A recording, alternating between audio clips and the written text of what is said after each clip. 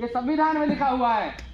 और साथियों, ये सरेआम एक तरफ तो कहते हैं कि हम बाबा साहब के हितैषी हैं और बाबा साहब के चरणों में पुष्प अर्पित करते हैं और 14 अप्रैल मनवाते हैं, 14 अप्रैल का अवकाश कर देते हैं, और एक तरफ उसी बाबा साहब के संविधान को खत्म करने में कोई कसर नहीं छोड़ते हैं। Doctor B R.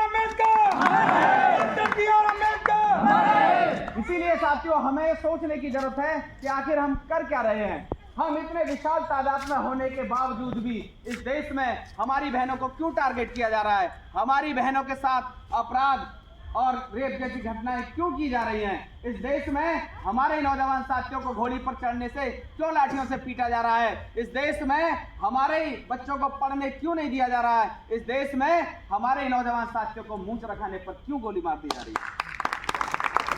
इसीलिए साथियों, ये समय है, बहुत बीत चुका है, बहुत तेजी से समय जा चुका है। अब हम कब जागेंगे? कब एक होकर उस व्यवस्था के खिलाफ लड़ेंगे जिस व्यवस्था को बाबा साहब ने आग लगाई थी? किस समय जागेंगे? किस समय एक होकर उस राह पर चलेंगे जो बाबा साहब ने हमें रास्ता दिखाया है? बाबा साहब ने कहा था, शिक्षित बनो, संगठित रहो। हम शिक्षित तो बने, लेकिन कभी संगठित नहीं हो पाए। और संगठित लोग जब नहीं होते तो वो कितनी भी लड़ाई लड़ने ना, उनकी सुनने वाला कोई नहीं होता। ये माननीय साहब काशीराम जी ने कहा था। आप यहीं से अंदाजा लगा दीजिए, मैं आपके गांव का ही बता रहा हूं। आप थाने में चले जाइए, 2 लोग, हो सकता है वो 2 लोगों से बदतमीजी करके हटा दें आपको, लेकिन जब उसी थाने के बाहर 200 लोग खड़े होंगे तो प्रशासन आपकी ना सुने तो कह देना।